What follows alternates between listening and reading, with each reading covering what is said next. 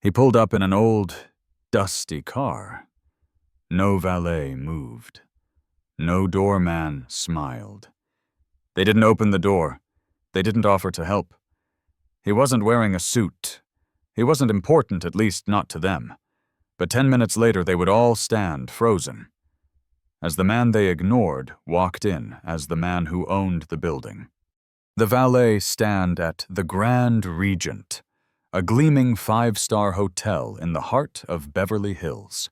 California was a perpetual theater of luxury. Each morning, Rolls-Royces glided silently to a halt, Bentleys purred to a stop, and Porsches roared in and out, disgorging impeccably dressed guests who exuded an air of effortless wealth and aristocratic nonchalance. The soft thud of expensive car doors closing. The gentle clinking of designer luggage being transferred by bellhops. And the polished smiles of the valet and concierge teams formed a symphony of elite service. These were individuals meticulously trained to discern value, to gauge status by the flicker of a high-end watch, the cut of a bespoke suit, or the subtle swagger in a guest's walk. Their eyes were calibrated to recognize the symbols of success, to anticipate the unspoken needs of the ultra-rich. In this tableau of understated grandeur, one ordinary morning, a rather incongruous sight quietly pulled up to the main entrance. It was an old Toyota Camry, its paint faded in places, adorned with a few minor scratches and a thin layer of road dust. It settled into the space usually occupied by gleaming limousines, looking utterly out of place. A humble anomaly amidst the continuous parade of supercars. The engine, far from the whisper-quiet hum of a Rolls-Royce, idled with a slightly rougher, more pedestrian thrum before finally cutting out. The car door opened, and a man, seemingly in his early 60s, stepped out. He was dressed in a simple, checkered button-down shirt, ordinary khaki trousers, and worn, comfortable shoes. There was no expensive watch glinting on his wrist, no designer sunglasses perched on his nose. He carried no air of celebrity or executive gravitas. He was entirely unaccompanied, with no bodyguards or personal assistants trailing behind him. He simply pulled a scuffed, well-traveled suitcase from the back seat, its wheels rattling softly on the pristine cobblestones of the hotel driveway. He looked, to all appearances, like an average tourist just disembarking from a long road trip. Perhaps a retired school teacher or a small-town businessman on a modest vacation. A young valet, impeccably dressed in a crisp black and white uniform, his gelled hair slicked back perfectly, stood nearby. He had just finished parking a gleaming Mercedes and was holding its keys, waiting for his next assignment. He glanced over at the old Camry, his eyes, trained to scan for visual cues of affluence, registered the car's age, its common make, and the man's unpretentious attire, a flicker of something akin to disdain, or perhaps simply disinterest, crossed his face. He did not step forward to open the car door, as he routinely did for every Rolls-Royce or Bentley.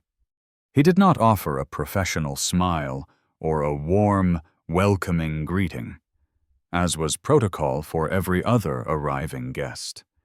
He simply remained where he was, his posture rigid, his gaze fixed straight ahead, as if the old Camry and the unassuming man who had emerged from it were entirely invisible.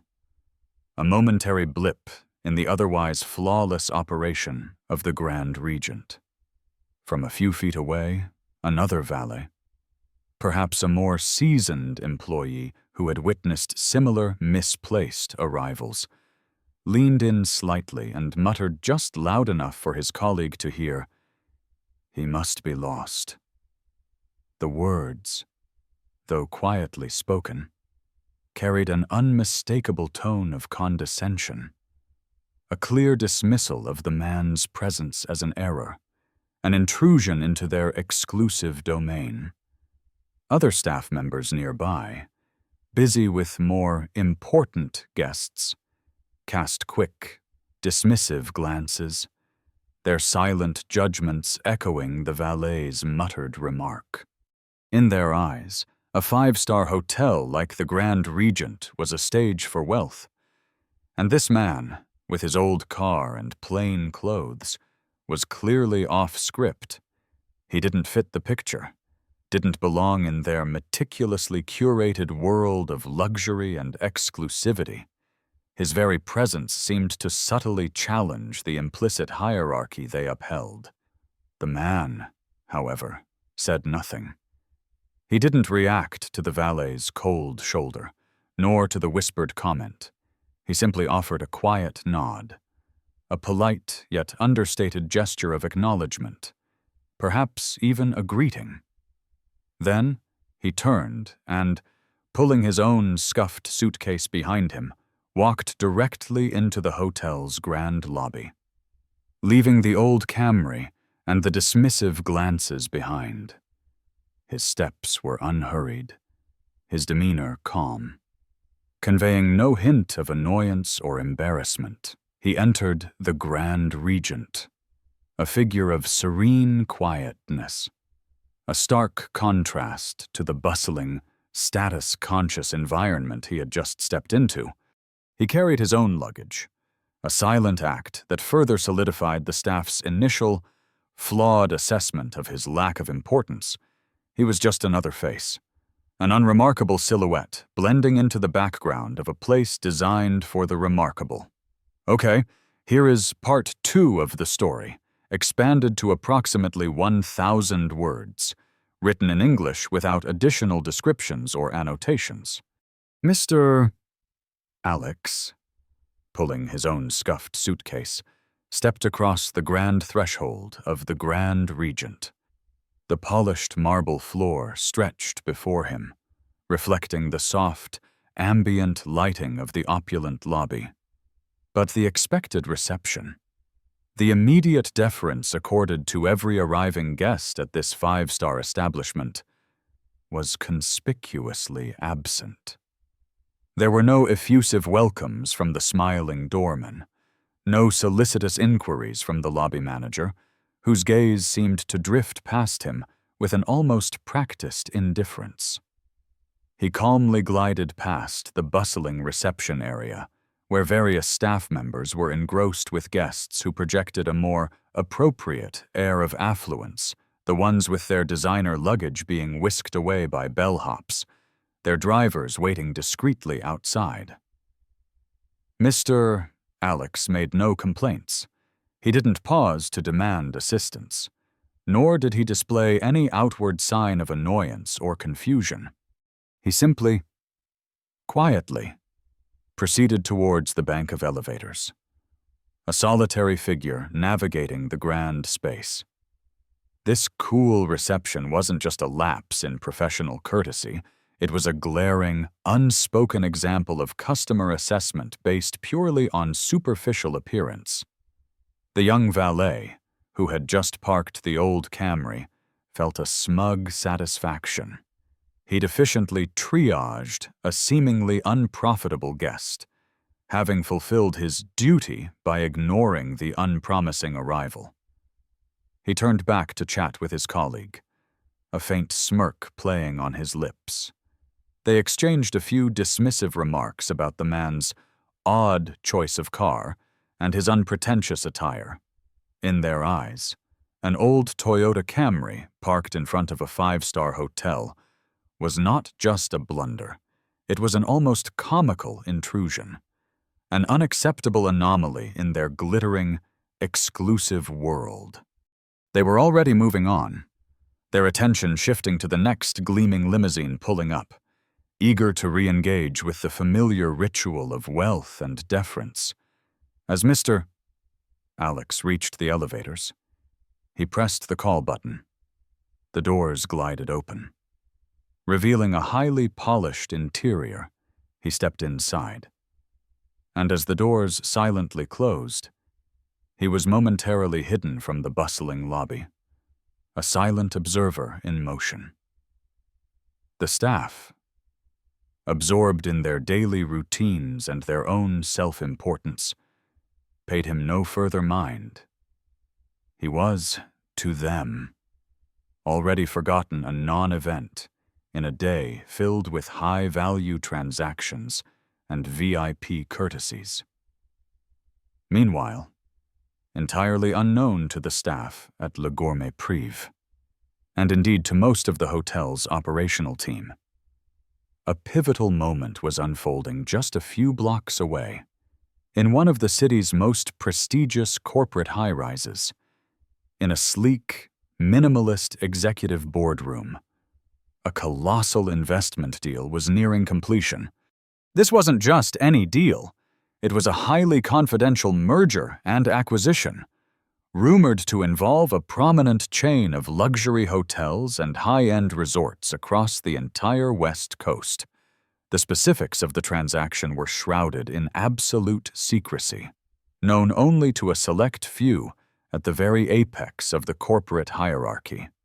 The air in the boardroom was thick with anticipation, punctuated only by the soft rustle of legal documents being exchanged and the low, intense murmurs of highly paid professionals, lawyers in sharp suits, their faces grim with concentration, financial consultants with grave expressions, and top-tier executives with an air of calculated power were clustered around a massive, polished conference table. They meticulously reviewed every clause of the intricate contract, their focused gazes fixed on the dense legal jargon that governed this multi-million-dollar transaction. This was a deal that would reshape a significant segment of the high-end service industry, redefining ownership and management across numerous properties. Every piece of information related to this acquisition was guarded with extreme caution, treated with the utmost discretion. The identity of the buyer, the individual, or the powerful entity behind this monumental deal remained strictly unannounced to the public, and even to the vast majority of the involved parties. This identity was known only to a tight inner circle, the lead counsel, the chief financial officer of the acquiring entity, and a handful of senior board members who had been working on the deal for months in utter secrecy. They were awaiting a crucial meeting the following morning, a final definitive gathering scheduled to take place at the Grand Regent itself. It was at this meeting that the identity of the new owner would finally be unveiled to the operational leadership of the acquired properties, and all the intricate details of the acquisition would be officially confirmed and announced. The anticipation in that boardroom was palpable. A stark contrast to the casual dismissal occurring simultaneously at the Grand Regent's front entrance. The buyer's secrecy was not merely for tactical advantage or to avoid market speculation. It was a deliberate and deeply ingrained strategy. This individual, or the group they represented, was known for their meticulous attention to detail, not just in financial matters, but more importantly, in evaluating the underlying culture and operational integrity of any potential acquisition. They believed that true value extended far beyond balance sheets and brand names. It lay in the people, the ethos, the intangible elements that truly defined the success or failure of a business. They sought to understand the genuine fabric of a company, unvarnished by prepared presentations or carefully crafted appearances. The identity of this discerning buyer was poised to send shockwaves through the industry. But for now, it remained a tightly held secret. A powerful hand waiting to be revealed at the perfect, most impactful moment. The stage was being set for a dramatic unveiling, unbeknownst to the very individuals who would soon be directly affected by it. their recent actions already having been observed and silently noted. As the morning unfolded at the Grand Regent, a distinct shift in the usual polished hum began to manifest. The quiet hum of efficiency was gradually replaced by a low, insistent buzz of gossip and speculation. News, distorted and amplified by hushed whispers, had filtered down from some unseen source. The hotel was under new ownership. A major acquisition had taken place, and while no official announcement had been made, the air was thick with the scent of impending change. In the opulent staff lounge, usually a haven for brief, exhausted breaks, small clusters of employees formed, their voices hushed, but their expressions animated. "Heard the rumors," a seasoned concierge whispered to a bellhop, his eyes wide. "They say it's a huge conglomerate. Someone's bought out the whole chain." The conversations quickly turned to speculation about the nature of the new ownership and, more importantly, its potential impact on their jobs and daily routines. Many of the long-term staff, accustomed to the existing hierarchy and comfortable in their roles, displayed an almost defiant arrogance. They spoke with an air of self-importance, convinced that their established tenure and perceived excellence would make them indispensable. "Good riddance to the old ways," a veteran server declared, adjusting his tie. "This place needs a shake-up. Too many slackers." Another chimed in, a restaurant manager known for his sharp tongue. "Finally, someone will tighten the ship. Maybe we'll get rid of the dead weight. People who don't understand what 5-star really means." Their comments, often laced with thinly veiled contempt for less efficient colleagues or those they deemed unrefined, echoed the very disdain they often showed to certain guests. They proudly discussed how the new owners would surely implement even stricter standards, more rigorous protocols, and perhaps even higher dress codes for staff, eager to prove their worth under the new regime. They envisioned themselves as the chosen few, rising to even greater prominence. "I hope they crack down on the common types trying to sneak in," the young valet, who had dismissed Mr. Alex, muttered to a colleague, his voice low but firm. "You know, the ones driving old sedans, looking like they wandered in from the bus stop. It cheapens the brand." His colleague nodded in agreement, a shared sense of elitism binding them. They believed their ability to filter and exclude was a valuable asset, one the new owners would undoubtedly appreciate. However, beneath this veneer of confident anticipation, a palpable current of anxiety and apprehension began to ripple through a smaller, more observant segment of the staff. These were often the newer hires, or those who felt less secure in their positions. They exchanged nervous glances, their whispers carrying a different tone, one of quiet dread rather than excited speculation. They murmured about rumors of tightening discipline and widespread personnel overhauls, fearing that their jobs might be on the line. A few discreetly updated their resumes on their personal laptops during breaks, or made hushed phone calls to recruitment agencies, fearing that the new ownership might bring a more ruthless environment or implement demands they couldn't meet. The pervasive arrogance of some staff members inadvertently fueled this underlying current of insecurity throughout the hotel, creating a volatile mix of confidence and quiet panic. Meanwhile, unbeknownst to the buzzing staff in the lobby and staff rooms, Mr. Alex was already at the heart of the changes. He was in the Grand Regent's most exclusive, fortified conference room, not as a guest, but as the central figure in a highly confidential meeting. This wasn't merely a meeting, It was the final, critical gathering of the executive board of the real estate conglomerate he owned. The atmosphere in that room was a stark contrast to the nervous chatter outside. Here, the air was charged with quiet authority and monumental decisions. Legal documents, financial projections, and strategic plans were laid out on a vast, polished table. Mr. Alex, now dressed in a sharp, impeccably tailored dark suit, exuded an understated power that resonated through the room. His presence commanded absolute attention from the other board members, a group of seasoned industry veterans who treated him with profound deference. They discussed the acquisition of the entire hotel chain, of which the Grand Regent was a key property, and the immediate strategic changes required. Mr. Alex listened intently, his gaze sharp and analytical, occasionally interjecting with precise questions or directives.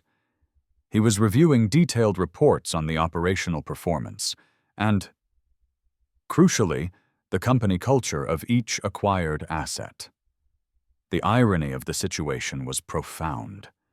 The very hotel staff who, mere hours earlier, had dismissed him as a common tourist, were now the subject of the very high-level discussion taking place just floors above them. They were unknowingly being dissected. Their attitudes and behaviors weighed against the corporate values of their new owner. Mr. Alex hadn't just arrived to finalize a deal. He had arrived to observe, to evaluate, to witness the unfiltered reality of his new acquisition, and his observations, meticulously gathered during his quiet entry, were now influencing the future of every person under this very roof. The following morning, a palpable tension permeated the Grand Regent. The whispered rumors of new ownership, coupled with the unspoken anxieties of potential changes, had culminated in an urgent all-staff meeting. Every employee, from the executive management team down to the valets and housekeeping staff, was required to attend. The grand ballroom, usually reserved for lavish galas and corporate banquets, had been meticulously rearranged. Rows of chairs faced a large stage where a single podium stood, bathed in the glow of spotlights. Everyone was on edge, silently speculating about the identity of the new owner and the drastic shifts that might be announced. Lynn, the front desk manager, stood stiffly at the front, her face a mask of professional anticipation, ready to greet the new boss she had only ever heard about in hushed, reverent tones. The ballroom doors, heavy and ornate, slowly began to swing open. A hush fell over the assembled staff, hundreds of eyes immediately darting towards the entrance, holding their collective breath. They expected a procession of high-powered executives, perhaps a young, charismatic CEO in a perfectly tailored suit, or a formidable delegation of stoic investors. Instead, a lone figure stepped through. It was Mr. Alex, the plainly dressed, elderly man whom Lynn had so coldly dismissed just a few days prior. A wave of absolute silence crashed over the entire ballroom. Not a single cough, not a rustle of clothing. Hundreds of eyes widened in a mixture of disbelief, shock, and dawning horror. Lynn stood utterly rigid at the front, her face draining of all color, turning a stark, ashen white. Her perfectly composed features contorted into an expression of sheer, unadulterated terror. She simply could not believe her eyes. The very man she had scoffed at, sarcastically dismissed, and arrogantly turned away was now striding into her hotel's most important meeting as the undisputed new owner. the memory of her cutting words. "Perhaps you have mistaken this establishment for another," echoed in her mind. A chilling premonition of her fate. "Mr. Alex showed no anger. His face remained perfectly calm, almost serene. And he wore that same faint, gentle smile, a smile that now, in this moment of profound revelation, everyone belatedly recognized as carrying an immense sense of quiet power and deep, insightful understanding. He walked directly towards the stage, his steps slow and deliberate, yet undeniably firm, radiating an unshakable confidence that commanded immediate, absolute attention. He approached the podium, picked up the microphone, and allowed a few seconds of potent, heavy silence to stretch and expand across the stunned room. This deliberate pause gave the shocking truth time to fully sink into the minds of every single person present, letting the realization of their profound misjudgment wash over them. Then, he spoke. His voice was deep, clear, and perfectly articulate, completely at odds with the image of a harmless, unassuming patron they had collectively constructed. "Good morning, everyone at the Grand Regent. I'm sure many of you are quite surprised to see me here." He paused, his gaze sweeping slowly across the hundreds of familiar faces in the hall. His eyes lingered for a moment on Lynn, who seemed to shrink under his gaze. They then moved to the valets who had ignored him, and the receptionists who had dismissed him. His gaze held no malice, but an undeniable weight of knowledge. Then, his eyes softened slightly as they found Trung, the young intern who had offered him genuine courtesy. "Over the past few days," he continued, his voice resonating with an understated authority that now commanded absolute reverence, "I've had the unique opportunity to experience this hotel's service from a very particular perspective." He didn't elaborate on the details of his observation. He didn't need to. Every person in that room knew exactly what he meant. His next words were simple, yet delivered with a chilling weight that sent a shiver down every spine. "I have been served enough to know this hotel needs to change." That single sentence resonated like a final verdict. It wasn't a direct threat, but an unequivocal statement of intent. A truth distilled from his own personal, lived experience, an experience steeped in the very contempt he had silently endured. The collective gasp that followed was almost imperceptible, heads bowed across the hall, their arrogance evaporating, replaced by a profound sense of shame, guilt, and a creeping dread about what would happen next. The realization that their own actions, their own unchecked snobbery and snap judgments based on superficial appearances, had led directly to this monumental revelation was a bitter, unpalatable pill for many to swallow. Their carefully constructed world, built on perceived status and a strict hierarchy, had just been profoundly, irrevocably shaken by a quiet man in an old Toyota Camry.